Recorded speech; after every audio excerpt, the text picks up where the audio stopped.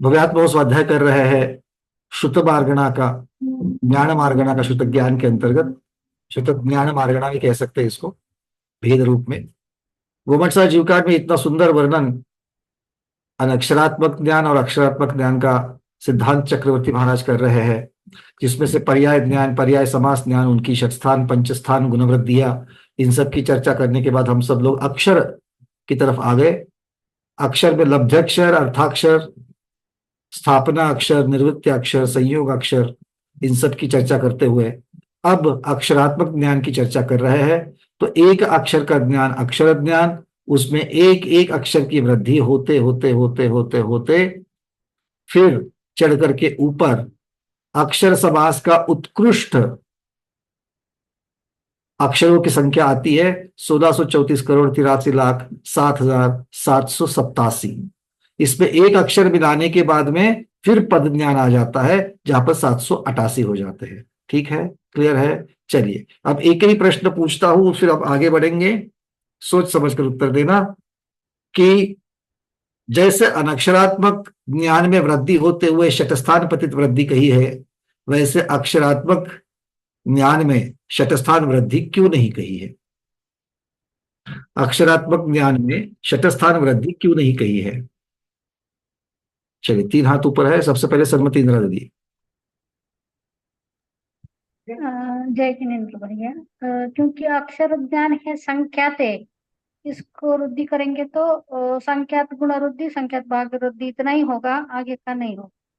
अक्षर ज्ञान संख्यात है, यहां तक की बात अच्छी आपने कही, बिल्कुल सही उत्तर बताया। चूंकि अक्षर ज्ञान ही संख्यात है, इसीलिए उसमें असंख्यात या अनंत वाली वृद्धियां नहीं हो सकती है। पर संख्यात किसका है? क्योंकि संख्यात है, पर संख्यात किसकी अपेक्षा से है, किससे अ, संख्यात है, किसका संख्यात्मक भाग है? रेखा दी। अक्षर अक्षरात्मक ज्ञान। श्रुत ज्ञान का संख्यात्वा भाग है। बहुत बढ़िया, पूरे पूरे श्रुत ज्ञान का संख्यात्वा भाग है। क्योंकि पूरे श्रुत ज्ञान का अगर हम संख्यात्वा भाग देखेंगे तो वो सिर्फ अक्षरात्मक ज्ञान है, और इसीलिए उसमें असंख्यात भाग वृद्धि, अनंत भाग वृद्धि या गुण वृद्धि नहीं हो सकती है। ये सारी शब्द इसमें अगर आएंगे, किंतु आप लोगों का जो अभिप्राय था वो अच्छा था, सही था, आप लोग उस विषय को अच्छी तरीके से समझे हो। अब चलते हैं, एक थोड़ा सा दोहरा देते हैं कि आचार्य भगवान ने जो कहा।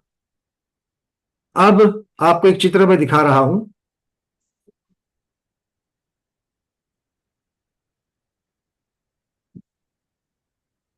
इसमें अभी जो हमने चर्चा की है वो वाली चर्चा भी आएगी, और आगे की चर्चा भी हम लोग देख लेंगे।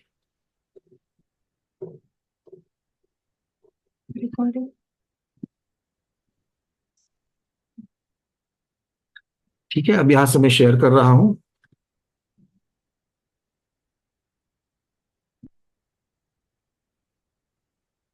ये हमने कल देखा था, इसी को यहां पर रेखा चित्र में दिखाया गया है। सबसे नीचे अब यहां पर क्या है? अक्षर ज्ञान है। सबसे नीचे अक्षर ज्ञान है। यहां से शुरुआत हो गया। अक्षर ज्ञान कितने अक्षरों का है? एक अक्षर का। अब इसमें एक एक अक्षर की वृद्धि होती जा रही है। तो एक एक अक्षर की वृद्धि होते होते होते, एक अक्षर की वृद्धि होती, सबसे पहले कौन आएगा? जघन्य अक्षर समास ज्ञान। तो जघन्य अक्षर समास ज्ञान शुरू होते होते एक एक अक्षर बढ़ते जाएगा। 2 अक्षर, 3 अक्षर, 4 अक्षर, देखो साइड में चार्ट में भी दिखाया है। 2 अक्षर, 3 अक्षर, 4 अक्षर, ऐसा बढ़ते बढ़ते बढ़ते बढ़ते 1634 करोड़ 83 लाख 7,887 तक जाएगा। तब वो कहलाएगा, तब तक कहलाएगा अक्षर समास श्रुत ज्ञान। राइट में लिखा है, देखिए, अक्षर समास श्रुत ज्ञान। और इसमें एक अक्षर मिलाने से क्या हो जाएगा? ये पद श्रुत ज्ञान कहलाएगा। तो पद श्रुत ज्ञान की जो जो समास ज्ञान नहीं है, शुरुआत में अगर आपको 20 भेदों की चर्चा जब चल रही थी, तब आचार्य भगवान कह रहे कि 10 नाम गिनाए और बोले कि ये 10 ज्ञान के साथ में समास ज्ञान लगा देना तो 20 भेद हो जाएंगे। तो जिनमें समास शब्द लगा है वो मूल वाले जो 10 भेद है, मूल वाले 10 भेद, समास को छोड़ करके मूल वाले जो 10 भेद है, वो उनकी अक्षर संख्या जो है वो क्या है? निहित है। निहित है मतलब स्थिर है। और फिर समास ज्ञान में जघन्य मध्यम उत्तम भेद हो रहे हैं। समास ज्ञान में जघन्य मध्यम उत्तम भेद हो रहे हैं। ऐसे ही पर्याय और पर्याय समास के अंतर्गत पर्याय समास के साथ लगा देना, पर्याय ज्ञान में निहित है, निहित मतलब उतनी ही है, अवस्थित है, और पर्याय समास में जघन्य मध्यम उत्तम भेद हो रहे हैं। ठीक है, यहां तक की बातें ठीक है, बस यही करते जाना है। अब ये कहां तक पहुंचे हम लोग? पद ज्ञान तक पहुंचे। अब पद ज्ञान में क्या होगा? एक एक अक्षर बढ़ाते बढ़ाते जाना है, फिर एक आ जाएगा, फिर क्या होगा? पद समास ज्ञान शुरू हो जाएगा। पद समास पूर्ण होते जाएगा तो संघात आएगा, संघात समास आएगा, संघात समास के आगे प्रतिपत्ति, ऐसे बढ़ते बढ़ते जाएंगे। किंतु सिर्फ हमको बढ़ाना नहीं है, इसके साथ में उन उन सब की विशेषता जो है वो भी हमको जाननी है कि भाई पद ज्ञान होने के बाद पद ज्ञान से क्या क्या कर सकते हैं, पद किसे कहते हैं, पद के भेद कौन से हैं, पद समास ज्ञान क्या होता है, संघात ज्ञान से क्या जान सकते हैं, प्रतिपत्ति ज्ञान से क्या जान सकते हैं, अनुयोग ज्ञान से क्या जान सकते हैं। मार्गणा समझने के लिए जो अभी हम पढ़ रहे हैं, हम क्या पढ़ रहे हैं अभी? मार्गणा पढ़ रहे हैं। मार्गणा का संपूर्ण ज्ञान समझने के लिए, ज्ञान होने के लिए, कौन से ज्ञान तक हमको पहुंचना है तब मार्गणा समझेगी, कौन से ज्ञान तक पहुंचना है तब हमें गति के बारे में समझेगा, कौन से ज्ञान तक पहुंचना है तब चारों गति के बारे में निरूपण होगा, कौन से ज्ञान तक पहुंचना है तो हम लोग पूर्व को समझ लेंगे। इन सारी चीजों को यहां पर अभी हमको आज से समझना है। ठीक है, क्लियर है? चलिए, आज बैठे बैठे मैं देख रहा था कि अगर एक किताब पढ़ेंगे, 500 पन्नों की अगर किताब पढ़ेंगे, कितनी? 500 पन्नों की अगर किताब पढ़ेंगे तो कितने अक्षरों को जानते हैं? देखा तो एक पेज के ऊपर साधारणतः 25 बाय 55 इतने लाइंस और अक्षर होते हैं। फिर एक पेज के निकल गए, एक पेज के निकलने के बाद में पूरी किताब के 500 पेजेस की निकाले तो 62,500, 62,500,000 पकड़ सकते हैं, 62,500,000 अक्षर आ जाते हैं। 62,500,000, एक मिनट निकाला था अभी, एग्जैक्ट नंबर्स बताता हूं मैं।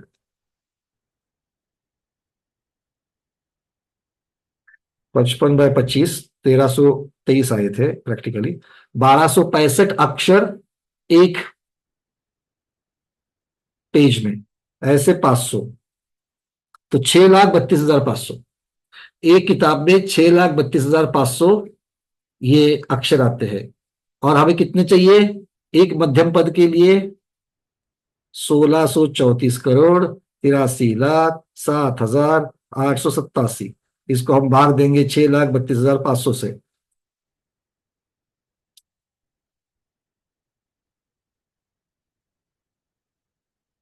उत्तर आता है 1634,83,07,887 को 6,32,500 से करेंगे तो 25,847।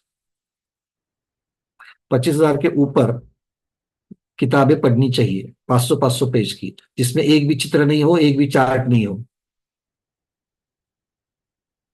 तब जाकर के इतने अक्षर तक पहुंच सकते हैं। ठीक है ना? हाँ, वो भी अपुनरुक्त तो होने चाहिए, क्योंकि पुनरुक्त वालों की संख्या इस पे पकड़ी नहीं है। अपुनरुक्त तो होनी चाहिए, पुनरुक्त की इसमें संख्या पकड़ी नहीं है। चलिए, अब ये पदश्रुत ज्ञान तक सब लोग पहुंच गए, अक्षर समास से बढ़ते बढ़ते बढ़ते पदश्रुत ज्ञान में पहुंच गए। अब आचार्य भगवान कह रहे हैं कि पद, ये जो ज्ञान है, तो पद 3 प्रकार के होते हैं। पद कितने प्रकार के होते हैं? 3 प्रकार के होते हैं। कौन कौन से हैं? तब आचार्य भगवान इनके नाम गिना रहे हैं। वो कहते हैं अर्थपद, प्रमाण पद और मध्यम पद। क्या कहा? अर्थ पद, प्रमाण पद और मध्यम पद।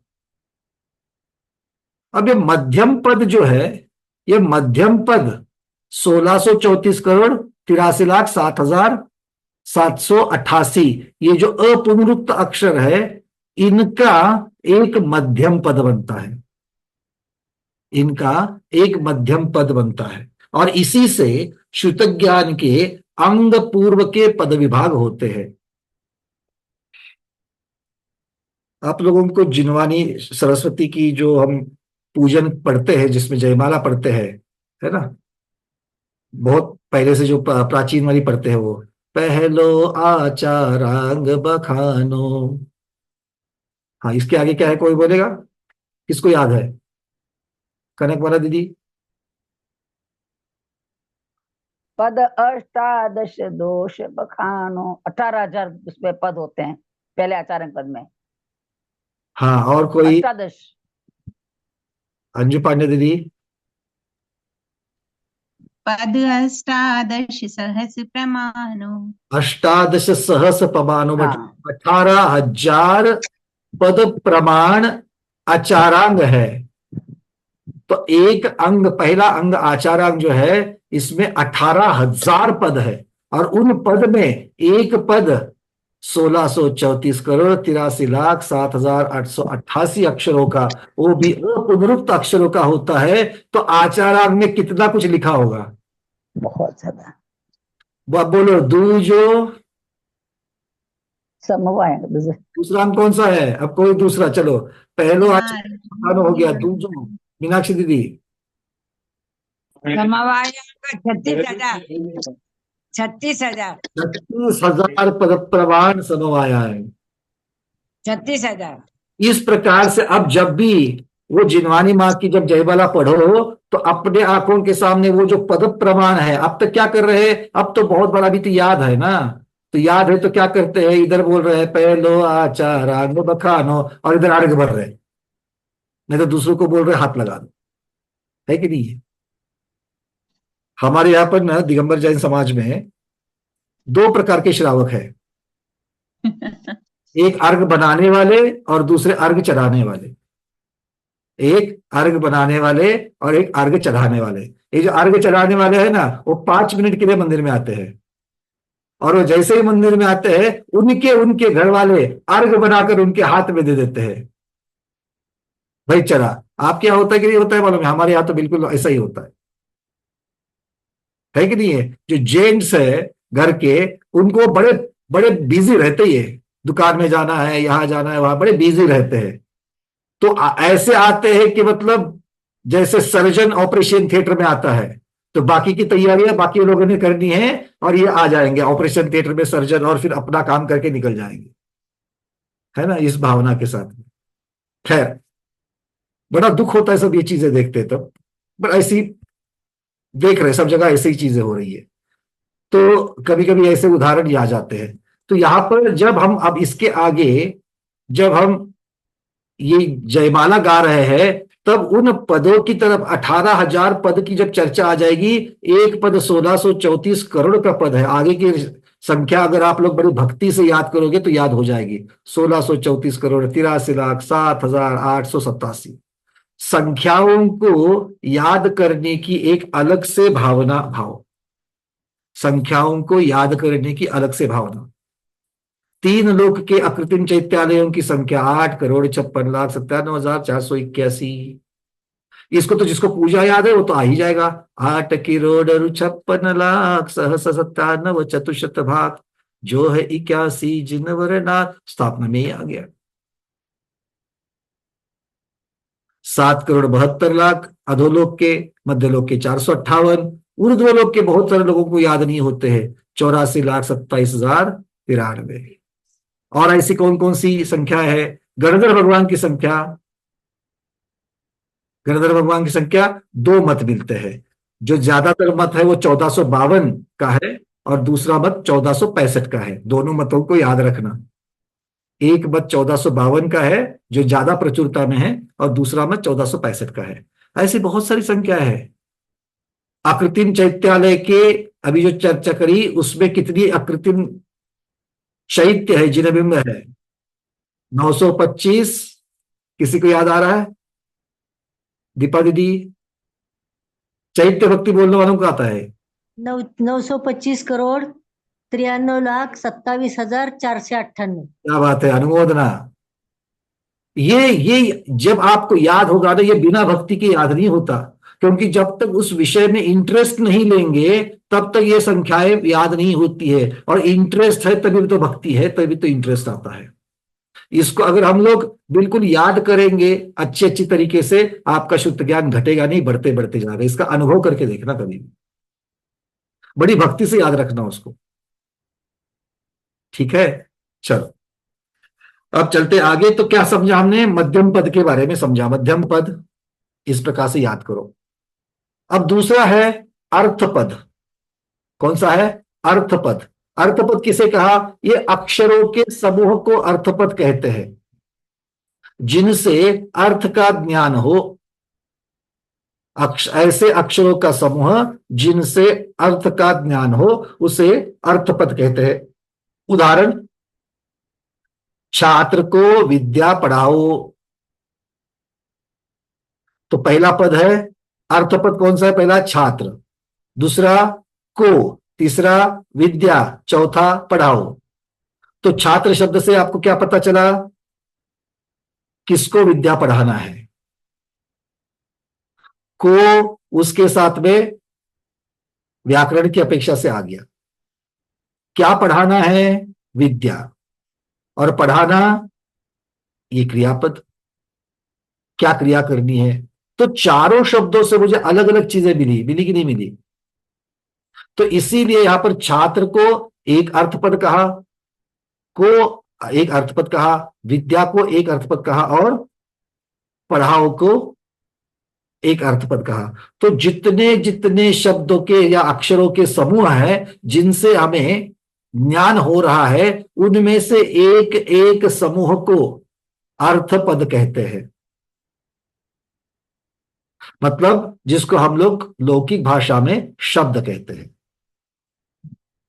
लौकिक भाषा में शब्द कहते हैं। अगर एक वाक्य बनाओ, श्री रामचंद्र जी मांगी तुंगी से निर्वाण पद को प्राप्त हुए। इनमें से एक एक अक्षर और एक एक शब्द से, जो 2 अक्षरों का है, 3 अक्षरों का एक शब्द बना हुआ है, उनसे हमें कुछ ना कुछ तो ज्ञान हो रहा है कि नहीं हो रहा है? अरे हो रहा है कि नहीं हो रहा है? इतना कठिन तो प्रश्न नहीं है, हो रहा है। तो इन सबको क्या कहेंगे? अर्थपद कहेंगे। पूरे वाक्य को अर्थपद नहीं कहेंगे, एक एक शब्द को अर्थपद कहेंगे, ठीक है। निर्वाण को भी, पद को भी, और को, ये सिर्फ को आया उसको भी अर्थपद कहेंगे। इससे अगला है प्रमाण पद। इससे अगला है प्रमाण पद। इसके पहले अर्थपद के बारे में एक बात जानना। अर्थपद जो होता है वो अनवस्थित होता है। अनवस्थित मतलब क्या है? कितने भी अक्षरों का बन सकता है, इनकी नियत अक्षरों की कोई संख्या नहीं है। जैसे मध्यम पद की थी कि नहीं थी? मध्यम पद के अक्षरों की संख्या थी कि नहीं थी? जो जो हाँ बोल रहे समझ के बोलना, क्योंकि मैं अगला प्रश्न पूछूंगा कितने अक्षरों की है। हाँ डॉक्टर बैदा दीदी बोलो, कितने अक्षर है मध्यम पद में? किसको याद हुआ? क्वेश्चन क्या था? मध्यम पद में कितने अक्षर होते हैं? 1634 करोड़ 83 लाख। आगे बहुत बढ़िया। 7888। 7787। 788। अंत हाँ, में 788। 8 लगा था। टेलीफोन नंबर याद करते ना, वैसे ही कर लो इसको, ठीक है। बहुत बढ़िया, बट अच्छी बात है। अगर ये इसको पहले भी अगर याद है ना, ये संख्या भूल जाते हैं, अभी याद अगर आ रही है मतलब बहुत अच्छी बात है। तो वो भी मध्यम पद में अपुनरुक्त थे। अर्थपद में एक एक शब्द को ही यहाँ पर एक एक अर्थपद कहा है और उसकी संख्या नियत नहीं होती है। मध्यम पद की संख्या नियत होती है। अब प्रमाण पद को जानते हैं। प्रमाण पद किसे कहा है? आचार्य भगवान कहते हैं अनुष्ठुप छंद एक आता है साहित्य में। अनुष्ठुप नाम का एक छंद आता है जिसमें 4 पाद होते हैं। पाद मतलब पाए, पाव, 4 या 4 चरण कहिए, पाव को चरण भी कहते हैं। जैसे हम लोग जो गाथा हर रोज ले रहे हैं उसमें 2 चरण होते हैं ना, एक दंड के पहले, एक दंड के बाद में। दंड समझते हैं ना? हाँ, हिंदी वाले तो सब दंड समझते हैं। खड़ी डंडी दंड, उसके पहले चरण, उसके बाद चरण। ऐसे 2 लाइन का चरण जिसमें एक लाइन में 2 पाद, दूसरी लाइन में 2 पाद, या टोटल मिलकर के 4 चरण होते हैं। और प्रत्येक चरण में, प्रत्येक पाद में 8-8 अक्षर होते हैं। क्या होते हैं? 8-8 अक्षर होते हैं। ऐसा छंद अनुष्टुप छंद कहलाता है। और बहुत सारे स्तुति की काव्यों की रचना इसमें होती है, जैसे कि रत्नाकर शाव का चरण। महान ग्रंथ राज। नमः श्रीवर्धमानाय निर्धूत कलिलात्मने। 8 हो गए। सालोकानां त्रिलोकानां। 8 हो गए। यद विद्या दर्पणायते। 8 हो गए। नमः श्री वर्धमानाय 8। निर्धूत कलिलात्मने 8। गिनो। सालोकानां त्रिलोकानां 8। यद विद्या दर्पणायते 8। ठीक है। जोड़ाक्षर है तो भी एक ही गिनना। इस प्रकार से 8 अक्षरों का समूह यहां पर एक एक चरण में पाया जाता है। ऐसे 4 चरणों का एक छंद या एक श्लोक होता है। इसे ही आचार्य भगवान यहां पर प्रमाण पद कहते हैं। ठीक है। प्रमाण पद की अक्षर संख्या निहित है, अवस्थित है, स्थिर है। कितनी है? 32। ठीक है। तो इसमें से एक पद, एक चरण को एक पद कहा है, मतलब एक प्रमाण पद अनुष्टुप छंद में, एक अनुष्टुप छंद में 4 प्रमाण पद होंगे। एक अनुष्टुप छंद में 4 प्रमाण पद होंगे। एक प्रमाण पद 8 अक्षरों का होता है। एक प्रमाण पद 8 अक्षरों का होता है, मतलब एक चरण जो है वही पूरा पद कहलाता है। ठीक है, बात समझ में आ गई? चलिए, अब आचार्य भगवत यहां पर आगे कह रहे हैं कि जो 1634 करोड़ 83,07,788 अपुनरुक्त पद को, अक्षरों को ग्रहण करके एक मध्यम पद बनता है। यह मध्यम पद संयोगी अक्षरों की संख्या की अपेक्षा अवस्थित है, क्योंकि उसमें उक्त प्रमाण से अक्षरों की अपेक्षा वृद्धि और हानि नहीं होती है। तो मध्यम पद में संयोगी अक्षर जो कहलाते हैं, संयोगी अक्षर मतलब जोड़ाक्षर, ये जो है इनकी अपेक्षा से संख्या अवस्थित कहलाती है, नियत कहलाती है। ऐसा क्यों? क्योंकि आपने संख्या तो 1634 करोड़ आदि आदि आपने तो फिक्स कर दी है, फिर यहां पर नियत क्यों नहीं कह रहे हैं?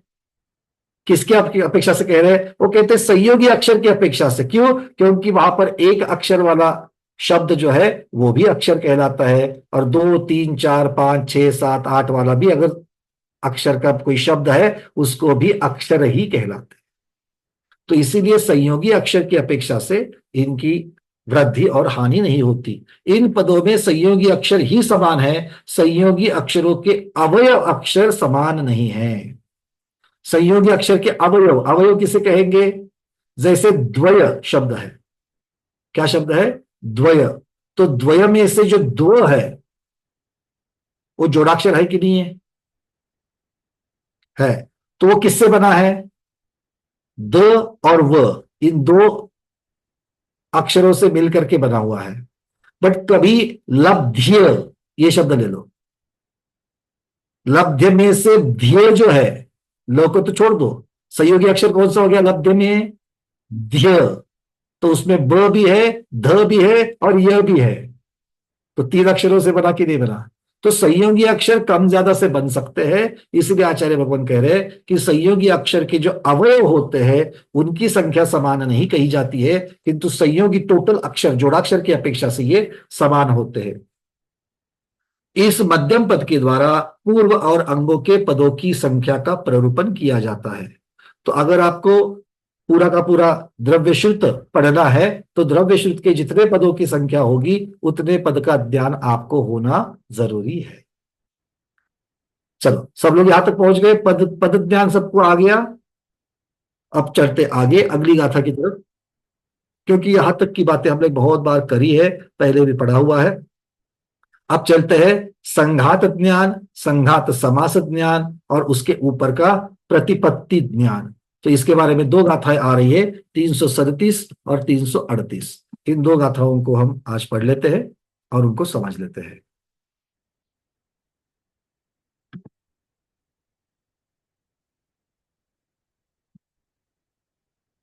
चलिए गाथा को गाइए। एय पदा तो उवरिन एगे गे नखरेन वढंतो संखेज सहस्रपदे उड्डे संघादनाम सुदम एक दरगदी निर्वय संखाद सुधादु उवरिपूवं वा वन्ने संखेज्ये संघादे उड़मिप्पड़ीवत्ती। आचार्य भगवान कह रहे हैं एक एक मध्यम पद के ऊपर, मतलब पद का आप आ रहे थे, पद तक आप आए थे, किंतु अब कौन सा पद लेना है? मध्यम पद वाला, मतलब 1634 करोड़ वाला जो है उस पद को लेना है। अब इसके ऊपर क्या करना है? एक अक्षर की वृद्धि करो। एक अक्षर की वृद्धि करने के बाद क्या होगा? पद समास ज्ञान शुरू हो जाएगा। तो पद समास ज्ञान यहां से शुरू हो जाएगा और एक एक एक एक अक्षरों की वृद्धि होते होते होते होते होते संख्यात 1000 पदों की वृद्धि हो जाती है। संख्यात 1000 पदों की वृद्धि होती है और तब जाकर के संघात श्रुत ज्ञान होता है। तो पद ज्ञान, पद समास ज्ञान और पद समास में एक अक्षर, पद समास के उत्कृष्ट में एक अक्षर डालते ही संघात श्रुत ज्ञान होता है। अब ये संघात श्रुत ज्ञान किस चीज का कथन करता है, किस चीज का निरूपण करता है? आचार्य कह रहे हैं एक गति का निरूपण करने वाले संघात श्रुत ज्ञान कहलाता है। संघात श्रुत ज्ञान में जितनी अक्षर संख्या हो जाएगी उतनी अक्षरों से एक गति का निरूपण हो सकता है, चारों गति का नहीं। मतलब नरक गति के बारे में अगर बताना है तो क्या क्या बताओगे नरक गति के बारे में? ये कहां पर है, इसके बिलों की संख्या, इसकी कितनी पृथ्वियां है, उसके डायमेंशंस, एक बिल की दीवारें, इंद्रक बिल, श्रेणीबद्ध बिल, प्रकीर्णक बिल, हर एक पटल की संख्या, टोटल पटल कितने हैं, इनका इंद्रक बिल जो है उसकी संख्या, संख्यात वाले असंख्यात वाले बिलों की संख्या, उनमें से तिर्यक दिशा का अंतर, इसमें से ऊर्ध्व और अधो दिशा का अंतर। हो गया। और क्या बताओगे? अच्छा, नारकी क्या क्या प्रकार के दुख को झेलते हैं, वो कैसे गिरते हैं, उनके बिल जो है वो, उनके जो उपपाद स्थान है उनके आकार कैसे है,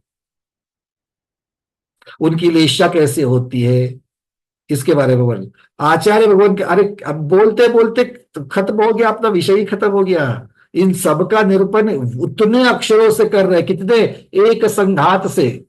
और एक संघात ज्ञान कितना बड़ा है? तो 1634 करोड़ 83,07,788 को संख्यात 1000 से गुना करना। संख्यात 1000 उतने अक्षर, उसकी जो है उनके पदों की वृद्धि, पदों की वृद्धि कह रहे हैं। पदों की वृद्धि मतलब क्या हो गया? यहां पर पद ज्ञान है, यहां पर पद ज्ञान है जिसमें 1634 करोड़ 83,07,788 अक्षर है। फिर एक अक्षर, दो अक्षर, तीन अक्षर, 4 अक्षर, 5 अक्षर, 6 अक्षर, 7 अक्षर, बढ़ते बढ़ते जा रहा है। ये पद समास ज्ञान हो रहा है। अब ये इसमें भी बढ़ते बढ़ते 1634 करोड़ 83,07,788 आएंगे। तब क्या होगा? ये 2 पद का ज्ञान हो जाएगा। फिर अक्षर बढ़ते बढ़ते बढ़ते 1634 करोड़ बढ़ेंगे तो 3 पद का ज्ञान, फिर और 1634 करोड़ अक्षर बढ़ेंगे तो 4 पद का ज्ञान। ऐसा होते होते होते होते संख्यात 1000 पद का ज्ञान। संख्यात 1000 मतलब संख्यात संख्या ले लो, 100 भी संख्यात है, 1000 भी संख्यात है, 1,00,000 भी संख्यात है, 1 करोड़ भी संख्यात है, और उसको 1000 से गुना करना। इतने पद, और जितने पद उसमें गुना करो 1634 करोड़ 83,07,788। तो संख्यात 1000 पद मतलब 1,00,000 पद तो मान करके चलो। संख्यात 1000 को अगर 100,000 भी कहेंगे, शतसहस्त्र भी कहेंगे संघात ज्ञान को, इतने पद, तो इतने पद मतलब इसको 1,00,000 को 1634 करोड़ 83,07,788 से गुना कर दें। उतने अक्षर होंगे तब एक गति का निरूपण होगा। भाई कुछ पल्ले पड़ रहा है? आपने गति प्ररूपना पढ़ी कि नहीं पढ़ी, जिसमें चारों गति का वर्णन पढ़ा कि नहीं पढ़ा? और फिर कॉलर टाइट करके क्या कहा? हमें चारों गति का ज्ञान हो गया। भैया ने कितने कितने ग्रंथों से, धौला से, महाधौला से, जयधौला, पता नहीं, राजवार्तिक, श्लोक वार्तिक, कहां कहां से सब मिला करके हमको पढ़ाया। तो हमें एक ग्रंथ का नहीं, बहुत सारे ग्रंथों की अपेक्षा से गति का ज्ञान हो गया। अरे भाई हो गया, आचार्य भगवान कह रहे एक गति का निरूपण करना है तो संख्यात 1000 पद का ज्ञान होना चाहिए, तब जाकर के एक गति का ज्ञान होगा। तो हमने कितना छोटा पढ़ा है, हाया ना? तो हमने आपको कुछ ज्यादा पढ़ाया क्या? नहीं, बहुत थोड़ा सा पढ़ाया है, और थोड़ा सा पढ़ने के लिए इतना सारा समय लगा है। तो समझ में, क्योंकि इससे क्या होता है ना, ये बार बार ये चिंतन में क्यों दे रहा हूं, क्योंकि जितना बार और जितनी तरीके से आप कुछ एक महाकाय के सामने खड़े होते हो, तब हमारे यत्किष्टता की, हमें तुच्छता की, हमें एक एहसास होता है कि हम कितने छोटे हैं। और ये अपना ज्ञान मद जो है उसको, अहंकार को हटाने के लिए बड़ा कारगर साबित होता है। जब भी लगे कि मैंने आज बहुत पढ़ लिया, बस हो गया, अब नए स्वाध्याय को ज्वाइन करने की जरूरत नहीं। अरे कितना पढ़ोगे, दिन में 4 प्रकार का तो पढ़ते हैं, कितना पढ़ोगे? पढ़ पढ़ करके बाकियों को देखो, उससे तो मैंने बहुत पढ़ लिया। ऐसा जब भी लगे और नया स्वाध्याय कहीं पर भी हो रहा है, आपके पास समय है और नया स्वाध्याय ज्वाइन करने में अगर आपको प्रमाद लग रहा है, बहुत हो गया, बहुत कर लिया मैंने, संतुष्टि लग रही है, तो पदों का ध्यान करो। एक गति के बारे में जानने के लिए अभी तक तो मार्गणा आई नहीं है, हम तो मार्गणा का इंतजार कर रहे हैं कि मार्गणाओं का ज्ञान होने के लिए कितना चाहिए आपके पास ज्ञान। क्योंकि पूर्व तो बहुत बड़ी चीज होती है, अंग तो बहुत बड़ी चीज होती है, सबको मालूम है। तो अंग पूर्व का ज्ञान है, ये तो बोलने के लिए कोई डेयरिंग नहीं करेगा। बट गतियों का ज्ञान है, मार्गणाओं का ज्ञान है, हमने मार्गणाएं पढ़ी है। भैया हमें गाथा कंठस्थ है, बोलते हैं लोग सामने से फोन करके। कितनी बार तो हमने शिविर करे, गाथा कंठस्थ है, हमें सारी मार्गणाएं पता है, 14 की 14 मार्गणाएं बता सकते हैं। और जब यहां पर आते तो शुद्ध ज्ञान कहता है, शुद्ध माता क्या कहती है, कितना है तेरे को ज्ञान।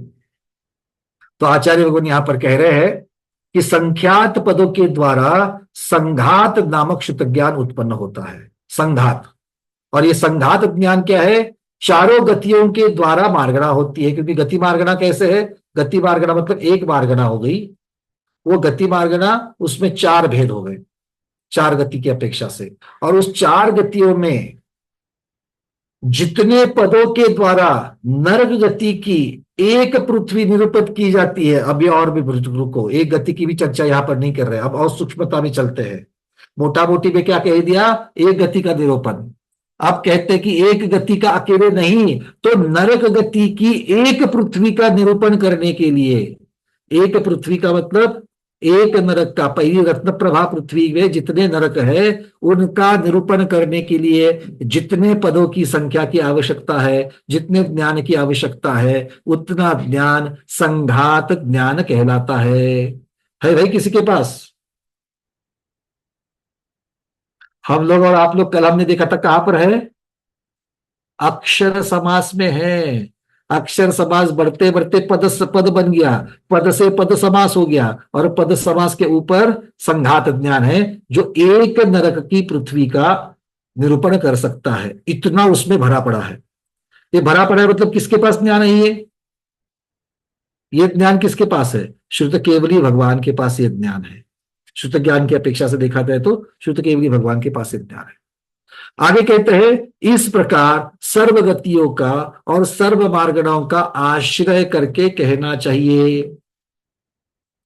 मतलब अलग अलग आप मार्गणाओं में भी उनके जो प्रभेद है उसकी अपेक्षा से भी आप एक एक को लगा करके कह सकते हो।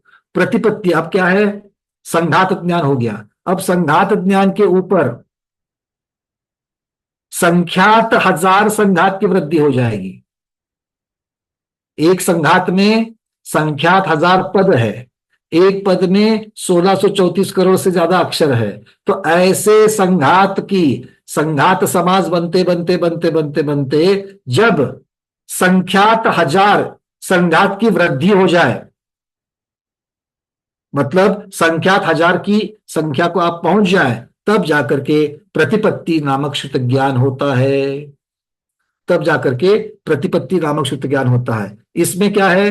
प्रतिपत्ति के जितने अधिकार होते हैं उनमें से एक एक अधिकार की संघात संज्ञा है। मतलब प्रतिपत्ति के जितने अधिकार होते हैं, मतलब प्रतिपत्ति के जितने भेद होते हैं।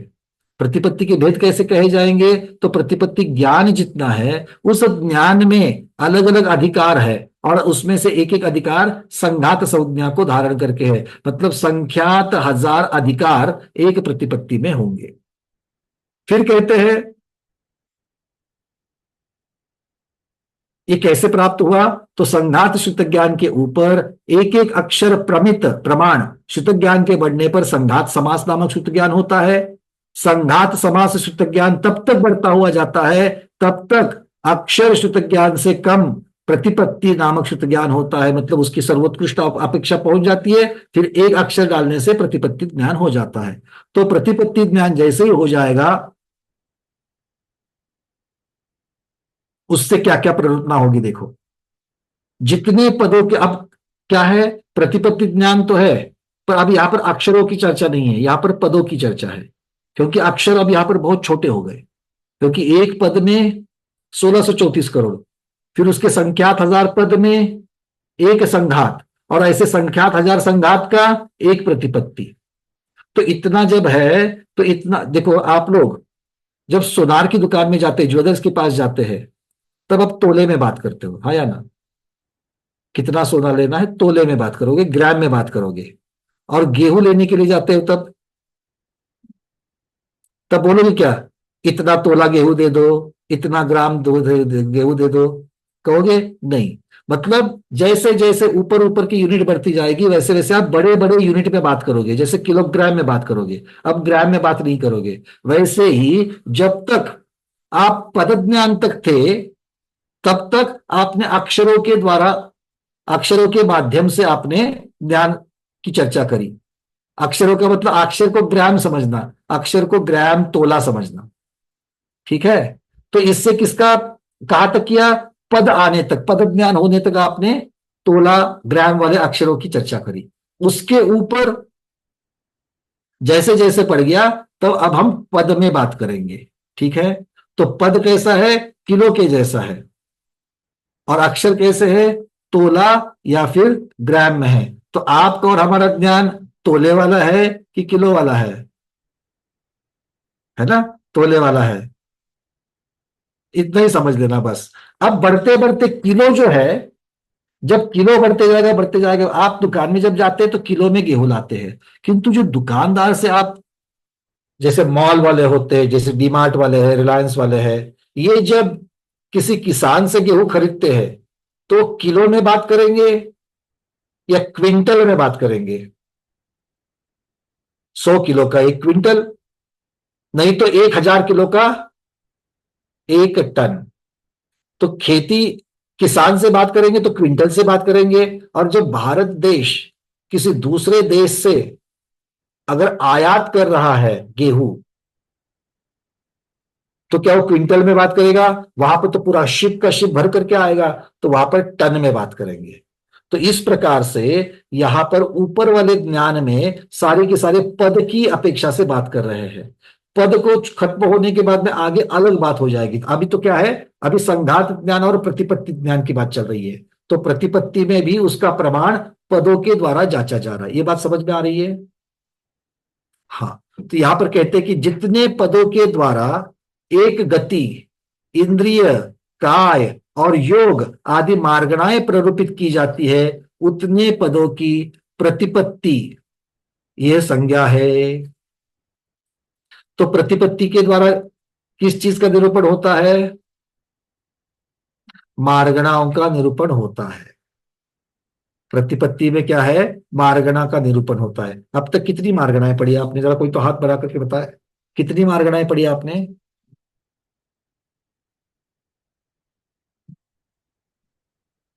हाँ, स्मिता दोषी दीदी बताओ। गती झाले, इंद्रिय झालं, काय झालं, योग झालं, कषाय झालं, आता ज्ञान मार्गणा चालू आहे। तो 5वीं मार्गणा चल रही है, कोई छूट तो नहीं गई? नाही, बरोबर सांगितलं की गती, इंद्रिय, काय, योग, कषाय आणि ज्ञान। वेद छुटले, वेद छुटले, गती, इंद्रिय, काय, योग, वेद। हाँ, इसीलिए वो गाथा है ना, उस गाथा को याद करो। गती इंद्रिय काय षट योग वेद सो कषाय योगे वेदे, है ना, उसको याद करो। वेद वेद म्हटले होते. चलिए, तो इस प्रकार से गति, जाति, आदि आदि, ये कितनी हो गई टोटल फाइनली? गति, इंद्रिय, जाति मतलब इंद्रिय, जाति नाम की कोई मार्गणा नहीं है। गति और उसके बाद इंद्रिय, इंद्रिय मार्गणा, इंद्रिय मार्गणा के बाद काय मार्गणा, फिर योग मार्गणा, वेद मार्गणा, कषाय मार्गणा, और छठी अब ज्ञान मार्गणा चल रही है। ठीक है, तो छठी ज्ञान मार्गणा, और आगे कौन सी रहेगी? 14 है, और आगे 14 में से 8 और आगे है। संयम मार्गणा और सम्यक्त्व मार्गणा, भव्य मार्गणा, संगी मार्गणा, आहार मार्गणा, 5 तो हो गई, और 3, और कौन सी 3 रह गई? हाँ दीपक दीदी। वेश्या मार्गणा, वेश्या मार्गणा, बहुत बढ़िया।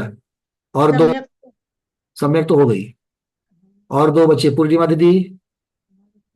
शुरू से बोलूं गति इंद्रिय काय योग वेद कषाय ज्ञान संयम दर्शन लेस्या भव्यत्व समेत्व संगीत्व और आहारक.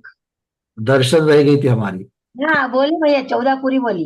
बिल्कुल ठीक, बहुत बढ़िया। ठीक है, चलिए अब चलते हैं आगे। अपने अपने माइक्स को बंद कर लीजिए, जिनके जिनके खुले हुए हैं। अब इसके आगे प्रतिपत्ति ज्ञान जो है, तो यहां तक हम लोग पहुंच गए। अब चलते आगे। इन चीजों को रेखा चित्र के द्वारा भी आपको दिखाया गया है, ये यहां पर आपको दिख रहा है। प्रतिपत्ति ज्ञान से 4 गति का भी निरूपण होता है। देखिए यहां पर क्या कहा है, सबसे नीचे है अक्षर ज्ञान, एक अक्षर ज्ञान। एक अक्षर ज्ञान में बढ़ते बढ़ते बढ़ते बढ़ते बीच में कौन सा है? अक्षर समास। अक्षर समास के ऊपर आ जाएगा पद ज्ञान। पद ज्ञान एक एक अक्षर से बढ़ते बढ़ते बढ़ते पद समास होगा। पद समास में एक अक्षर मिलने से संघात ज्ञान होगा। संघात ज्ञान में एक अक्षर बढ़ने से संघात समास शुरू हो जाएगा। संघात समास एक एक अक्षर से बढ़ते बढ़ते बढ़ते बढ़ते बढ़ते उत्कृष्ट होगा, तब उस पर एक अक्षर डालने से प्रतिपत्ति ज्ञान हो जाएगा। ठीक है, प्रतिपत्ति तक ठीक है। अब चलते आगे। अब आएगा अनुयोग, प्राभृत प्राभृत और प्राभृत। ये 3 श्रुत ज्ञान की चर्चा आगे की 4 गाथाओं के द्वारा होने जा रही है।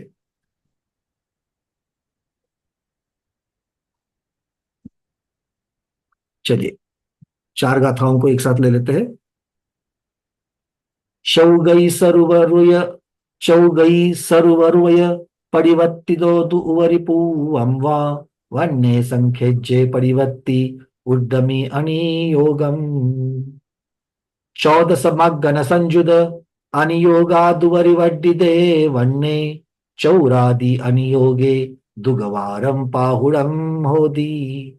अहियारो पाहुडयम एयट्ट पाहुडस् अहियारो पाहुड पाहुड नामम ओदित्ति जिनेहि निदिठम।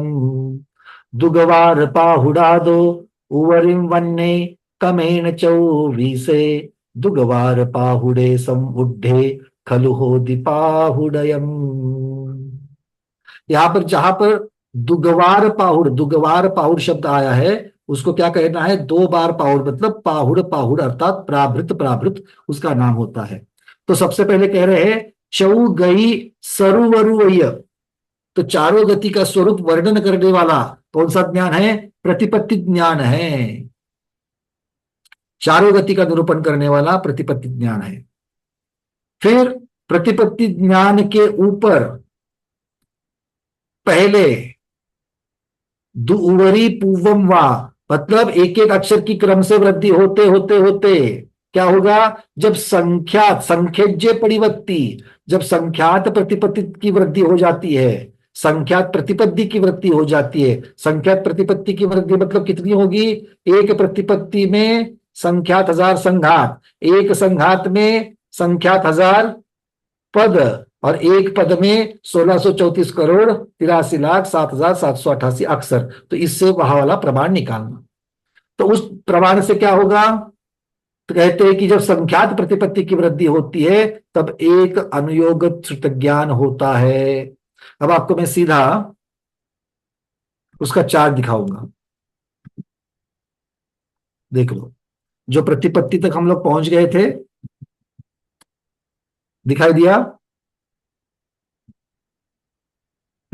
तो प्रतिपत्ति के ऊपर एक एक अक्षर के बाद प्रतिपत्ति समास होगा। तो प्रतिपत्तिक ज्ञान से एक अक्षर ज्यादा और अनुयोग ज्ञान से एक अक्षर कम, यहां तक क्या चलेगा? प्रतिपत्तिक समास चलेगा। फिर प्रतिपत्तिक समास में एक अक्षर डालते ही अनुयोग ज्ञान हो जाएगा। अनुयोग ज्ञान से किसका वर्णन होता है? 14 मार्गणाओं का निरूपण होता है। सारी मार्गणा पढ़नी है ना आपको? पूरी डिटेल्स में पढ़नी है ना? कोई बात नहीं, पढ़ो। हम पढ़ा ही नहीं पाएंगे तो आप पढ़ोगे कहां से? कौन पढ़ा पाएगा आज? इतने अक्षर का ज्ञान जिसको है, कितने अक्षर का ज्ञान? आचार्य भगवान कह रहे हैं प्रतिपत्ति होते होते होते प्रतिपत्ति समास होते होते होते अनुयोग ज्ञान। तो अनुयोग ज्ञान जिसके पास है उसको 14 मार्गणाओं का निरूपण होगा। अब एक बात बताइए, हमें ये अनुयोग ज्ञान तक पहुंचने के लिए क्या करना पड़ेगा? अगर मुझे 14 मार्गणाओं का संपूर्ण निरूपण पढ़ना है, कि धौला का भी विषय है, षटखंडागम का भी विषय है, भगवान की दिव्य ध्वनि का भी विषय है, अगर मुझे ये अनुयोग ज्ञान प्राप्त करना है, क्या करना पड़ेगा? कैसे प्राप्त होगा? कोई भी जीव कैसे प्राप्त करेगा? बहुत सिंपल उत्तर है। कौन बताएगा? कनक वाला दीदी। वैद जी, ये धवला वगैरह है ना, वो मुनि लोग ही पढ़ सकते, चाहे तो धारण करना पड़ेगा उसके लिए सबसे पहले। अच्छा अच्छा, मान लो दीक्षा ले लिया और मुनि महाराज बन गए, तो आज के जो मुनि महाराज है जो 40-40 वर्षों से दीक्षित है, उनको हो जाएगा अनुयोग ज्ञान? नहीं होगा, अभी वर्तमान में तो होता ही नहीं है। अच्छा, तो फिर पंचम कैसे? काल में तो होगा ही नहीं। अरे हम इसीलिए तो पूछ रहे हैं ना। अभी पंचम काल में नहीं होगा इतना ज्ञान। दीक्षा आप बोल रहे दीक्षा लेने से भी नहीं होगा, इसलिए तो दीक्षा नहीं ले रहे हैं। और किससे होगा ये पूछ रहे हैं कि भाई ठीक है कैसे? जब चौथे काल में भी थे महाराज तो उनको दीक्षा लेनी पड़ती तो उनको हो सकता था, पर अभी पंचम काल में तो नहीं होगा। चलो ठीक है, मतलब करना क्या पड़ेगा? और दीपा दीदी अनम्यूट करके बोल रहा हूँ। भावों की विशुद्धि बहुत बढ़ानी होगी। बहुत सुंदर, भावों की विशुद्धि बढ़ानी होगी। तब क्या होगा? तभी हमारे ज्ञानावरण कर्म का क्षयक्षम होगा। और जितना ज्ञानावरण कर्म का, शुद्ध ज्ञानावरण कर्म का जितना जितना क्षयक्षम होगा, और जब अनुयोग ज्ञानावरण कर्म का क्षयक्षम होगा, तब जाकर के हमें अनुयोग ज्ञान की प्राप्ति होगी। मुझे ये वाला उत्तर आप लोगों से चाहिए था। पहले हमने 20 श्रुत ज्ञान के जो भेद किए वो किसके भेद पर किए? शुद्ध ज्ञानावरण के भी 20 भेद हो गए कि नहीं हो गए? तो जैसे जब तक अप्रत्याख्यानावरण कर्म का क्षयक्षम नहीं होता तब तक पंचम गुणस्थान नहीं, और जब तक प्रत्याख्यानावरण कर्म का क्षयक्षम नहीं तब तक छठा गुणस्थान है कि नहीं है? तो अब आप मुझे एक छोटा सा प्रश्न का उत्तर बताइए। अप्रत्याख्यानावरण कर्म का क्षयक्षम पहले होगा और बाद में पंचम गुणस्थान धारण करने का पुरुषार्थ होगा, कैसे होगा? पुरुषार्थ पहले या क्षयक्षम पहले? अनुव्रत लेने का पुरुषार्थ पहले या अप्रत्याख्यानावरण कर्म का क्षयक्षम पहले? सन्मति इंदिरा दीदी। जय जिनेन्द्र भैया जी, मुझे लगता है पुरुषार्थ तो पहले करना पड़ेगा। बहुत बढ़िया। बिना पुरुषार्थ के किसी भी कर्म का क्षयक्षम नहीं हो सकता। अगर आप घर में वेट करते बैठे हो, आज नहीं तो कल मेरा अप्रत्याख्यानावरण का क्षयक्षम होगा, तब अपने आप मेरा पंचम गुणस्थान हो जाएगा, तो ऐसा तीनों कालों में शक्य नहीं होगा। है। आज ही पंचसंग्रह के स्वाध्याय में गुरुदेव ने ये बात बिल्कुल बड़ी सुंदरता से बताई कि आज तक तीनों कालों में जब तक कोई भी प्रत्याख्यानावरण कर्म के क्षयक्षम का पुरुषार्थ नहीं करता, तब तक जैनेश्वरी दीक्षा नहीं ले सकता, उसका छठा गुणस्थान नहीं हो सकता। तो पुरुषार्थ पहले और उसका गुणस्थान बाद में। गुणस्थान तो उसके कार्य स्वरूप, फल स्वरूप मिल जाएगा। ठीक है, चलिए आगे बढ़ते हैं। तो हमें पहले पुरुषार्थ करना पड़ेगा किस चीज का? अनुयोग ज्ञानावरण, अनुयोग शुद्ध ज्ञानावरण कर्म का क्षयोपशम का। तो उसके बाद में अनुयोग ज्ञान जो है वो अपने आप पास हो जाएगा। तो अनुयोग ज्ञान, अनुयोग ज्ञान के ऊपर फिर क्रम से एक एक अक्षर बढ़ते बढ़ते अनुयोग समास ज्ञान होगा। अनुयोग समास ज्ञान बढ़ते बढ़ते बढ़ते बढ़ते कौन सा होगा? फिर उत्कृष्ट में आएगा तो उत्कृष्ट अनुयोग समास होगा, और फिर उसमें एक अक्षर मिलाने से प्राभृत प्राभृत ज्ञान होगा। फिर प्राभृत प्राभृत ज्ञान में एक अक्षर डालेंगे तो प्राभृत प्राभृत समास, समास। और प्राभृत प्राभृत समास के ऊपर अक्षर की वृद्धि होते होते होते होते होते होते होते होते होते उत्कृष्ट कितने होने चाहिए? तो कहते 24 प्राभृत प्राभृत का ज्ञान होना चाहिए, मतलब 24 गुना। एक प्राभृत ज्ञान से 24 गुना।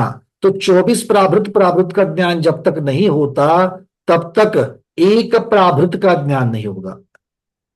एक प्राभृत का ज्ञान, एक प्राभृत में 24 प्राभृत प्राभृत का ज्ञान है। ठीक है, इतना हमने यहां पर रेखा चित्र से बता दिया है। अब गाथा की अपेक्षा से आचार्य भगवान क्या कह रहे हैं एक बार उसको भी जान लेते हैं, क्या और उसमें और कोई इंफॉर्मेशन हम लोगों को मिलती है। तो उन्होंने क्या कहा कि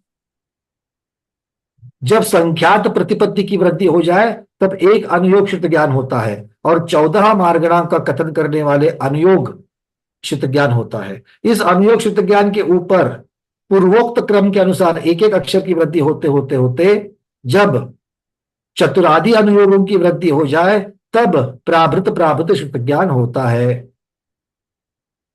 प्राभृत प्राभृत शुद्ध ज्ञान के ऊपर प्राभृत शब्द और अधिकार शब्द, ये पर्यायवाची है, एक समझ लेना आप लोग। प्राभृत शब्द और अधिकार शब्द। आगे कहते हैं अर्थ क्या हो गया यहां पर? प्राभृत शब्द और अधिकार शब्द, ये शब्द क्या हो गया? एक अर्थ का वाचक हो गया, मतलब प्राभृत के अधिकार की प्राभृत प्राभृत संज्ञा है। जिनेन्द्र भगवान क्या कहते हैं 341 नंबर गाथा में? अहियारो पाहुड़य्य एयठो पाहुड़स अहियारो, मतलब कि एक प्राभृत के अधिकार की प्राभृत प्राभृत संख्या है। मतलब एक प्राभृत का एक विषय, एक प्राभृत का एक विषय, उसे क्या कहते हैं? प्राभृत प्राभृत या अधिकार कहते हैं। और ऐसे 24 जब तक नहीं होते हैं, 24 अधिकारों का एक प्राभृत होता है। तो एक प्राभृत में 24 प्राभृत होते हैं। आचार्य भगवान कहते हैं जब 24 अधिकार या 24 प्राभृत प्राभृत की वृद्धि हो जाए तब एक प्राभृत शुद्ध ज्ञान होता है। इस प्रकार से आचार्य भगवान यहां पर कह रहे हैं। भाई किसी को समझने में दिक्कत तो नहीं आ रही है? बड़ी सिंपल सिंपल गाथाएं चल रही है और सब जगह पर एक ही तरीके का नियम चलते जा रहा है। एक एक अक्षर बढ़ाते बढ़ाते जाओ, समास ज्ञान, समास ज्ञान के उत्कृष्ट पे पहुंचो, एक अक्षर डालो, अगला ज्ञान। कौन से ज्ञान से क्या क्या होता है वो सिर्फ याद रखना है। अब यहाँ पर जिज्ञासाकार एक प्रश्न पूछ रहा है, अनुयोग द्वार ये किसकी संख्या है? क्या कह रहे हैं? अनुयोग द्वार ये किसकी संख्या है? अनुयोग द्वार किसी को याद आ रहा है क्या? कितने होते हैं अनुयोग द्वार? अनुयोग ज्ञान अलग चर्चा थी अभी, अनुयोग ज्ञान अलग चर्चा थी जिससे 14 मार्गणाओं का ज्ञान हो गया। अनुयोग द्वार की चर्चा चल रही है। अनुयोग द्वार किसे कहते हैं और कितने होते हैं? दीपा दीदी अनम्यूट अनम्यूट करिए। सत्संख्या क्षेत्र स्पर्शन काल अंतर भावाल्प भूतश्च। बहुत सुंदर। ये जो विषयों को, पदार्थों को सूक्ष्मता से डिटेल्स में कथन करने की पद्धतियां है, उनको अनुयोग द्वार कहा। सत अर्थात उसके स्वरूप को बताना, संख्या संख्या की अपेक्षा से उसका वर्णन करना, क्षेत्र की अपेक्षा से वर्णन करना, काल की अपेक्षा से वर्णन करना। स्पर्शन अर्थात क्षेत्र तो आपका निहित क्षेत्र हो गया, एक क्षेत्र हो गया, किंतु आपका कहां कहां भ्रमण होता है, कहां कहां जाकर के आप स्पर्श कर सकते हो, वो स्पर्शन क्षेत्र हो गया, उसके बारे में अलग। काल के जैसा अंतर होता है। काल मतलब लगातार आप किसी भी गुणस्थान में या किसी भी मार्गणा में कितनी देर तक रहते हो, ये काल अनुयोग द्वार हो गया। किंतु उस गुणस्थान को छोड़ने के बाद या उस मार्गणा को छोड़ने के बाद दूसरी मार्गणाओं में भड़क करके फिर से उस मार्गणा में आना, या एक गुणस्थान को छोड़ करके दूसरे गुणस्थान में भ्रमण करके फिर उस गुणस्थान में आना, ये बीच में जो विरह काल था, उस विरह काल को अंतर अनुयोग द्वार के द्वारा कहा जाता है। सत संख्या क्षेत्र स्पर्शन काल अंतर। अब आता है भाव और अल्प बहुत्व। भाव मतलब अलग अलग जगह पर अलग अलग तरीके से उसकी भावों की कल्पना की जाती है। और उसके बाद में है अल्प बहुत्व। अल्प बहुत्व मतलब तुलनात्मक रीत्या इन सब का वर्णन। तो इस प्रकार से ये 8 अनुयोग द्वार होते हैं। आचार्य भगवान को यहां पर प्रश्न पूछा गया, अनुयोग द्वार किसकी संज्ञा है? अनुयोग द्वार जो ज्ञान है वो कहाँ आता है? तो आचार्य कह रहे हैं प्राभृत के जितने अधिकार होते हैं उनमें से एक एक अधिकार की प्राभृत संज्ञा है, और प्राभृत जितने अधिकार होते हैं उनमें से एक एक अधिकार की अनुयोग द्वार संज्ञा है। देखो, एक प्राभृत में 24 प्राभृत और उसमें से एक प्राभृत में अलग अलग अधिकार है, उनको अनुयोग द्वार कहते हैं। मतलब अनुयोग द्वारों से प्राभृत बनता है और प्राभृत से एक प्राभृत बनता है। इस चीज को समझ लेना। कहते हैं 14 मार्गणाओं से प्रतिबद्ध जितने पदों के द्वारा जो अर्थ जाना जाता है उतने पदों की ओर उनसे उत्पन्न हुए श्रुत ज्ञान की अनुयोग यह संज्ञा है। तो अनुयोग यहां पर जो अनुयोग द्वार कह रहे हैं वो अनुयोग द्वार मुख्यतः से एक एक अधिकार अर्थात एक एक विषय है, और एक एक विषय किसका है? प्राभृत का है। और प्राभृत किसका विषय है या चैप्टर है? तो प्राभृत का है। इस प्रकार से समझ लेना। ठीक है, समझ में आ रहा है? एक एक अधिकार के ज्ञान को अनुयोग समझना। बिल्कुल। अधिकार किसका? नीरज जी, अधिकार तो प्राभृत को भी कह दिया। प्राभृत का अधिकार प्राभृत। अधिकार मतलब क्या है? रॉयल्टी नहीं, यहां पर अधिकार मतलब चैप्टर, उसके सब चैप्टर की चर्चा चल रही है। ठीक है ना? एक विषय होता है अभेद रूप से गति मार्गणा, ये विषय है कि नहीं है? चलो, 20 प्ररूपना, ये प्ररूपना विषय है कि नहीं है? तो प्ररूपना कितनी है? 20। तो प्ररूपना के 20 अधिकार है। तत्वार्थ सूत्र में अध्याय कितने हैं? 10। तो तत्वार्थ सूत्र के 10 अधिकार है। षटखंडागम में कितने अधिकार है? मुख्यता से 6 अधिकार है। एक खंड एक अधिकार है। तो ये सब चैप्टर्स को अधिकार कहते हैं। भाई समझ में आ गई बात? हाँ, तो एक प्राभृत ले लो। प्राभृत मतलब पाहुड़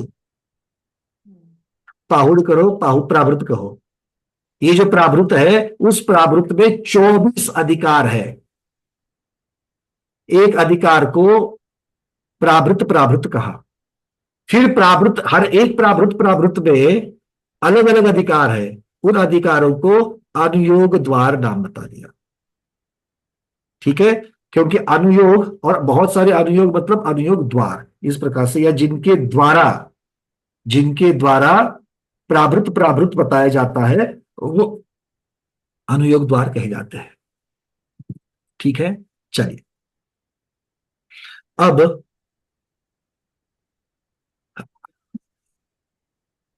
प्राभृत की चर्चा तो हो गई। अब ऐसे प्राभृत, एक प्राभृत तो आपको समझ में आ गया कि नहीं आ गया? एक प्राभृत कितना बड़ा है? उसमें 24 प्राभृत है, और एक प्राभृत में अनुयोग द्वार है। ठीक है? तो ऐसा एक प्राभृत हो गया। अब ऐसे एक प्राभृत के ऐसे 20 प्राभृत को जमा करो, तो 20 प्राभृत को मिलकर के एक वस्तु होती है। क्या कहते हैं उसको? हाँ, 20 प्राभृत को मिलकर के एक वस्तु कही जाती है। तो आगे चल करके अब इस वस्तु के बारे में चल जाएगा। अब क्या कहते हैं? एक वस्तु में अगर 20 प्राभृत होते हैं, एक वस्तु में 20 प्रावृत्त होते हैं, तो एक वस्तु के अधिकार कितने होते हैं? हेमांगी दीदी? 20 बहुत बढ़िया, जितने भेद उतने अधिकार। तो एक वस्तु में 20 प्रावृत्त, मतलब एक वस्तु के 20 अधिकार। एक प्रावृत्त के कितने अधिकार मीनाक्षी दीदी? 24। 24, बहुत बढ़िया। और एक एक अधिकार को प्रावृत्त प्रावृत्त कहेंगे। ठीक है, चलिए आगे बढ़ते हैं।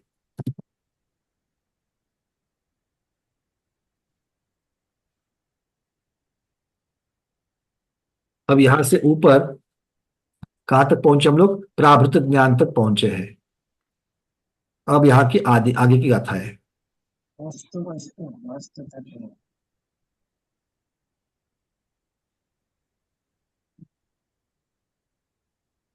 आगे बढ़े या इतना ही रखना है? ज्यादा तो नहीं हो रहा है? 10 मिनट लगेगा। मन में कोई प्रश्न उठ रहे क्या?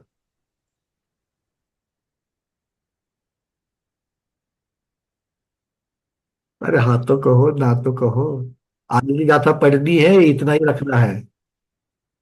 क्योंकि सिर्फ शब्दों को मत ले लो, क्योंकि समझने के लिए तो बिल्कुल ठीक है, ये समझ में आ रहा है, पर उसके एक एक डिटेल्स में जाकर के आपको याद करना है। प्रावृत्त प्रावृत्त ऊपर है क्या? प्रावृत्त ऊपर है क्या? वस्तु ऊपर है क्या? अनुयोग ऊपर है? कहां पर है? चलो पहले पूछ लेते हैं, क्योंकि आप लोग जब बताते नहीं हो तो मुझे जाकर के पूछना पड़ता है। ठीक है, तो चलिए। हाँ रेखा दीदी, सबसे पहले आपने हैंड रेज किया, आपको ये प्रश्न पूछते हैं। अच्छा, आप प्रश्न पूछ रही क्या? चलो चलो, आपका पहला। प्रावृत्त का अर्थ क्या लेना है? प्रावृत्त का अर्थ क्या लेना? पर्यायवाची शब्द जो है वो पाहुड़, पर्यायवाची शब्द पाहुड़ है, बट प्रावृत्त शब्द जो है वो ज्ञान का वाचक है। प्रावृत्त क्या है? ज्ञान है। ज्ञान है। ठीक। हाँ विजयलक्ष्मी दीदी। ठीक है, तो एक बार ऐसा पद से अपन एक गति के बारे में डिटेल जान सकते हैं, और ऐसे एक बार रिवीजन करवाओ ना, सब मार्गाणु कौन से ज्ञान में, सब बहुत टोटल बढ़िया, एक तो बार। ऐसा कर लेते हैं, सबसे नीचे से ऊपर चलते हैं। सबसे नीचे अक्षरात्मक ज्ञान कौन सा है? बोलिए विजयलक्ष्मी दीदी। सबसे कम अब आप ही की तो आइडिया है, सबसे कम वाला अक्षरात्मक ज्ञान कौन सा है? अक्षर ज्ञान, सबसे कम एक ही अक्षर रहता है बहुत उसमें। बढ़िया। एक अक्षर में कितने अक्षर की वृद्धि होने के बाद अगला ज्ञान आएगा? एक अक्षर की वृद्धि के बाद अक्षर समा जाएगा। अक्षर समास का कितने भेद है? अक्षर समास के मोटा मोटी में, या किसी भी समास ज्ञान के कितने भेद है?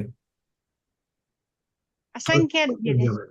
जघन्य, उत्तम, जघन्य, मध्यम, उत्तम, ये 3 भेद है। क्योंकि जघन्य कैसे होता है? नीचे वाले ज्ञान में एक अक्षर मिलाने से जघन्य ज्ञान होता है। उत्तम कैसे होता है? उत्कृष्ट कैसे होता है? एक अक्षर कम रहने से उसके ऊपर वाला ज्ञान होता है। और मध्यम, जघन्य और उत्कृष्ट के बीच में जितने भेद है वो सारे के सारे मध्यम कहलाते हैं। तो अक्षर के बाद अक्षर समास हो गया। चलिए, अक्षर समास के बाद कितने अक्षर होने के पश्चात, कितने अक्षर होने के पश्चात अक्षर समास ज्ञान का सर्वोत्कृष्ट ज्ञान होगा? 1634 1388 ऐसा 61 करोड़ कितना, तो करोड़ कितने लाख है? कोई बात नहीं, 1634 तो आपको याद रहा, आगे वाला थोड़ा सा याद करना पड़ेगा, और थोड़ा किसी को पूछ लेते हैं। चंदा जवारिया दीदी। 1634 करोड़ 83 लाख 788। नहीं, आपके बीच में 1000 वाला पद छूट गया। ठीक है, प्रतिभा ये 1634 करोड़ 83 लाख 7888, ऐसा प्रतिभा दीदी ने लिखा है। ठीक है, हमने क्या बताया था? अक्षर समास का उत्कृष्ट चाहिए। हाँ डॉक्टर शैला दीदी, अक्षर समास का उत्कृष्ट कितना होगा?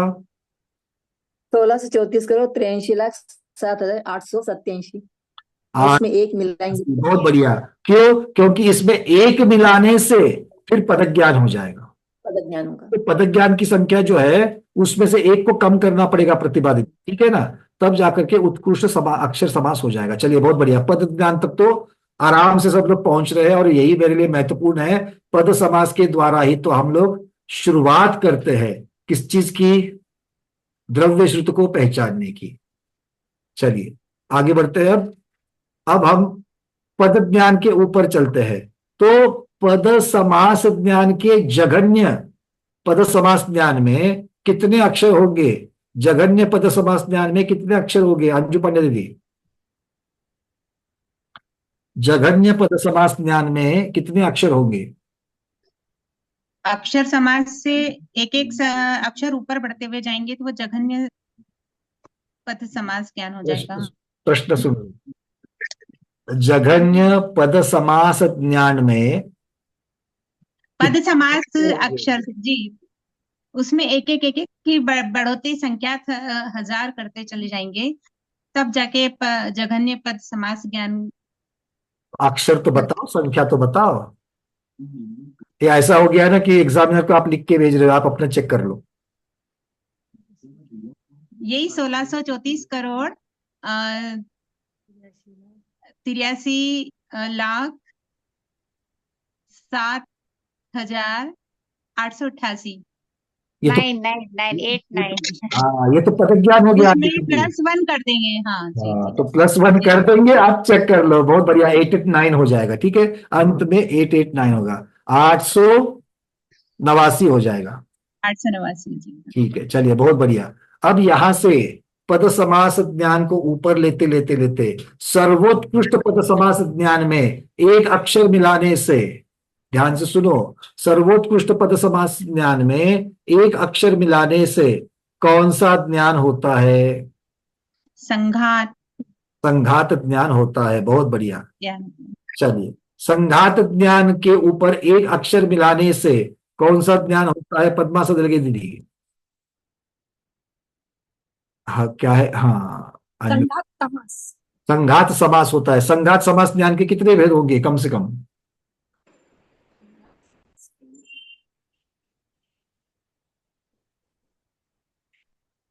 जघन्य, मध्यम, उत्कृष्ट, 3 भेद तो होंगे है ना? इसके अलावा क्या कहोगे?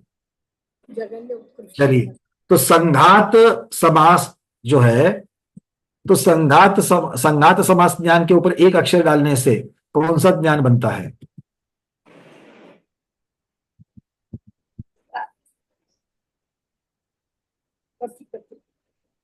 संघात समास ज्ञान, अरविंद जी बताइए। संघात समास में एक अक्षर मिलाने से प्रतिपत्ति ज्ञान। प्रतिपत्ति ज्ञान होता है। प्रतिपत्ति ज्ञान होता है। ठीक है, अब आपको बताना है कि संघात ज्ञान में कितने अक्षर होंगे? संघात ज्ञान में कितने अक्षर होंगे? कल्पना सेठ दीदी, संघात ज्ञान में कितने अक्षर होंगे? वो एक एक अक्षर बढ़ाने पर संख्या अक्षर हो जाएंगे। बराबर, पदों का मतलब संख्या 1000 पदों का ज्ञान, वो संख्या ज्ञान। ठीक है, ये तो बात सही है, पर हमें अक्षर बताइए कितने।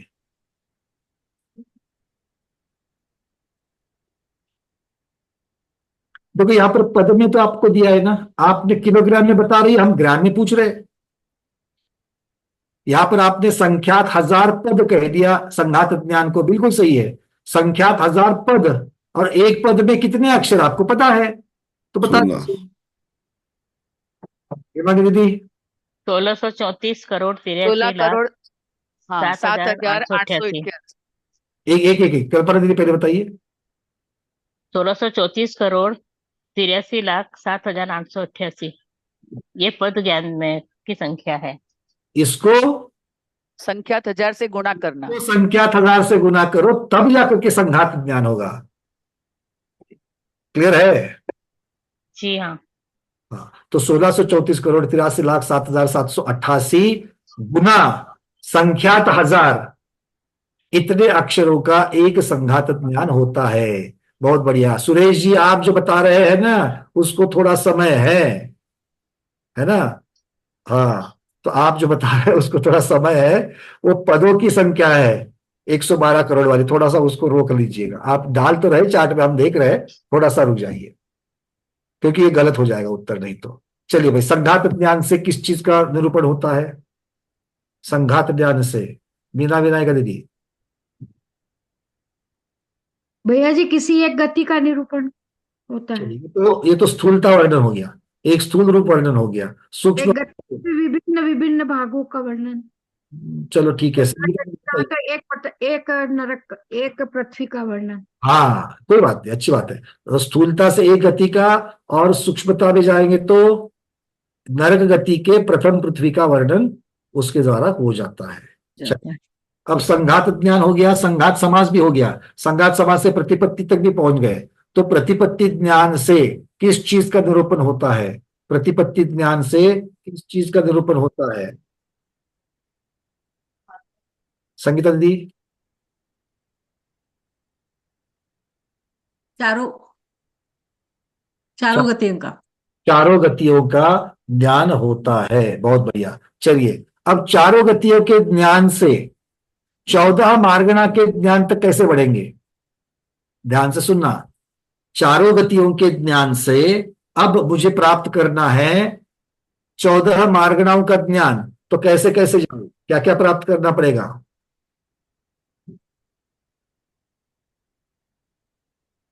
सुवर्णा श्रावक दीदी। अनुयोग द्वार से। अनुयोग द्वार से कहाँ मिलेगा अनुयोग द्वार? मैं रास्ता आपको पूछ रहा हूं। मैं प्रतिपत्ति ज्ञान तक पहुंच चुका हूं, जहां पर मुझे चारों गति का निरूपण करने वाला ज्ञान है। अब यहां से मुझे चाहिए 14 मार्गणा वाला ज्ञान। तो मैं कैसे जाऊं, मुझे रास्ता बताइए। सत संख्या क्षेत्र काल स्पर्शन। वो नहीं, वो तो अनुयोग द्वार हो गए। क्या क्या करना पड़ेगा, कितने कितने ज्ञान मिलाने पड़ेंगे, तब जाकर के मिलेगा? संख्या प्रतिज्ञात। संगीता का संख्या प्रतिघात।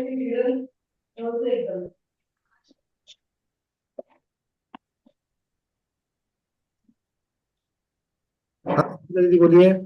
प्रतिपत्ति ज्ञान से एक अक्षर ज्यादा और अनुयोग ज्ञान से एक अक्षर कम करेंगे तो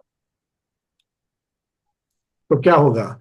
अगर अनुयोग ज्ञान से अगर एक अक्षर कम है तो क्या मुझे 14 मार्गणाओं का ज्ञान होगा? प्रतिपत्ति समास ज्ञान।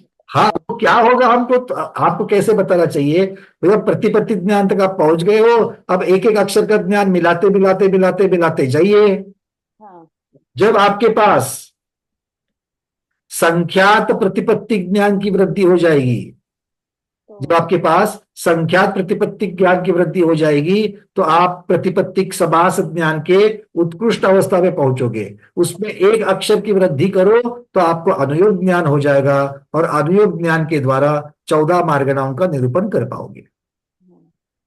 उत्तर कैसे चाहिए देखा आपने? चलिए, बहुत बढ़िया। अब अनुयोग ज्ञान से ऊपर एक एक अक्षर करते करते करते करते करते अनुयोग समास ज्ञान होगा, और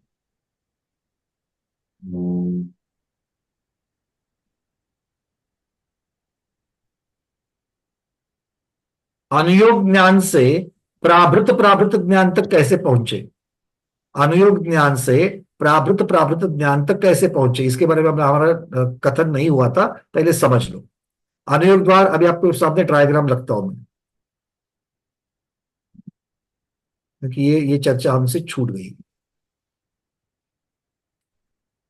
बात करना दिख रहा है क्या राहुल क्या होता है? पतवा आयुष्यात थोडी अरे दिख रहा है अभी? તમાર પતવા જાય છે ને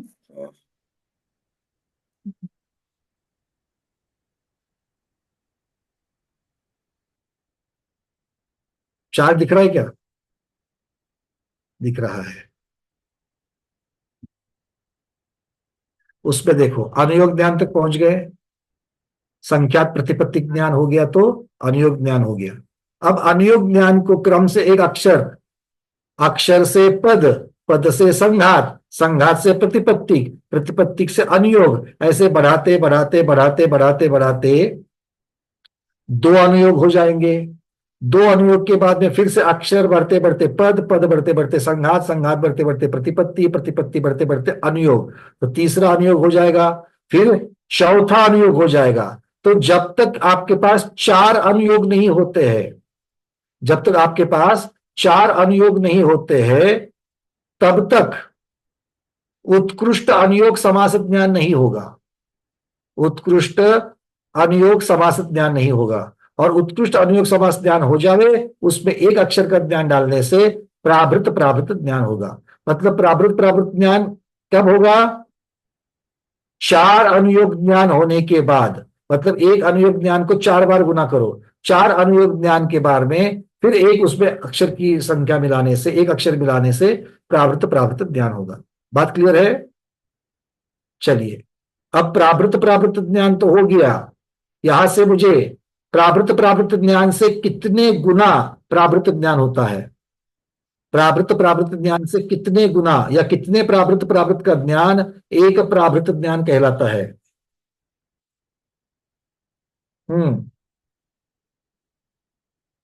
कौन बताएगा? प्रतिभा दीदी चोलापुर।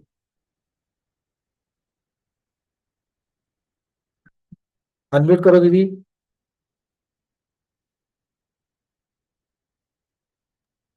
हाँ, प्रावृत का तो हो गया, प्रावृत प्रावृत हो गया, तो और कितने प्रावृत प्रावृत होंगे तब जाकर के प्रावृत ज्ञान होगा? 24। बहुत सुंदर। तो 24 प्रावृत प्रावृत का ज्ञान होगा, तब इसका अर्थ है कि मुझे एक प्रावृत का ज्ञान हो गया। और ऐसे कितने प्रावृत का ज्ञान होगा तब एक वस्तु का ज्ञान होगा? ऐसे कितने प्रावृत? 20 प्रावृत का। बहुत बढ़िया, बहुत बढ़िया। चलिए, तो 20 प्रावृत का ज्ञान होगा तो एक वस्तु का ज्ञान होगा। अब ये वस्तु क्यों इंपॉर्टेंट है? क्योंकि इस वस्तु से ही आगे बढ़ करके हम पूर्व के ज्ञान में पहुंचेंगे। सब लोग जिसकी आतुरता से वेट कर रहे हैं वो पूर्व का ज्ञान कब हो जावे, कब हो जावे, है ना? पर पूर्व का ज्ञान होने के लिए पहले 11 अंक का ज्ञान होना जरूरी है। 11 अंक का ज्ञान होगा, फिर पहला पूर्व, फिर दूसरा पूर्व, डायरेक्ट 10वां पूर्व नहीं है, है ना? 10वें पूर्व में क्या है? क्या है 10वें पूर्व में? अंजू दीदी? विद्यानुवाद पूर्व है 10वां। बहुत बढ़िया। और विद्यानुवाद पूर्व में क्या मिलता है? ये सम्यक दृष्टि के ही मतलब भव्य जीव के ही होता है। अभिन्न दशपुति तक तो अभव्य जीव भी नवे ग्रवैक तक पहुंच जाता है। और उसके ऊपर दीदी, अक्षर ज्ञान से अक्षर समास और पद ज्ञान जो है ना, वो भी तो सम्यक दृष्टि को ही होगा, क्योंकि सम्यक ज्ञान की तो बात चल रही है, शुद्ध ज्ञान की तो बात चल रही है जी। हाँ, तो आप क्या प्रश्न कर रही हैं जी? मेरा प्रश्न ये है कि विद्यानुवाद पूर्व से क्या मिलेगा, क्यों पढ़ना है? क्योंकि पूर्व का 10 पूर्व मतलब द्वादशांक का ज्ञान होने के लिए, केवल ज्ञान तक के लिए। नहीं नहीं, वो तो केवल ज्ञान के लिए तो कोई बात नहीं, थोड़ा सा और कम हो तो भी केवल ज्ञान हो जाएगा। पूर्णिमा दीदी, विद्यानुवाद पूर्व में क्या मिलेगा? वो उसके अंदर आएगा ना, परिहार विशुद्धि का वो मुनि न विद्यानुवाद उसका ग्रहण करेंगे। केवलिया शुद्ध केवली के पाठ मूल में वो परिहार विशुद्धि वाला आता है उसके अंदर। आपने मुझे नया प्रश्न दे दिया। मैंने आपको विद्यानुवाद पूर्व का पूछा था कि विद्यानुवाद पूर्व से क्या मिलेगा। जिनको उत्तर नहीं आ रहा है चिंता बिल्कुल नहीं करनी, पढ़ाने वाला हूं मैं ये, ठीक है? ये आगे आएगा। और जिन्होंने पहले से पढ़ा है उनके लिए मैं पूछ रहा हूँ। और अभी दीदी ने, पूर्णिमा दीदी ने यहाँ पर परिहार विशुद्धि की बात करी, तो परिहार विशुद्धि संयम होने के लिए कौन सा पूर्व महत्वपूर्ण है? उसके बिना नहीं होगा, उसको पढ़ना ही होगा। विद्यानुपूर्वानुवाद ही है। और 9 वर्ष तक तो घर में रहकर मैं फिर से नहीं नहीं नहीं, महावीर भगवान ने तो विद्यानुवाद पूर्व नहीं बताया था। देखो वहां पर हमारे हेमांगी दीदी मुकुट पहन करके बता, 700 लघु महाविद्या और सिर्फ आपको पूर्व बता रहे। हेमांगी दीदी बता दो एक बार जी। 500 महाविद्या, 8वां पूर्व। अरे ये दीदी ने नंबर का खत्म कर दिया, 8वां पूर्व नहीं है, अब तो आपको संख्या भी बतानी है और नाम भी बताना है। डॉक्टर मैना दीदी, नौवां प्रत्याख्यान पूर्व। नौवा प्रत्याख्यान पूर्व, बहुत बढ़िया। परिहार विशुद्धि होते होते चूक जाओगे, गलत पूर्व पढ़ लोगे वहां पर, है कि नहीं है?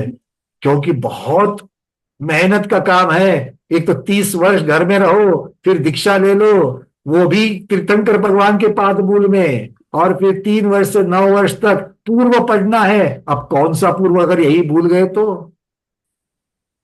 नौवा प्रत्याख्यान पूर्व, चलिए बहुत बढ़िया।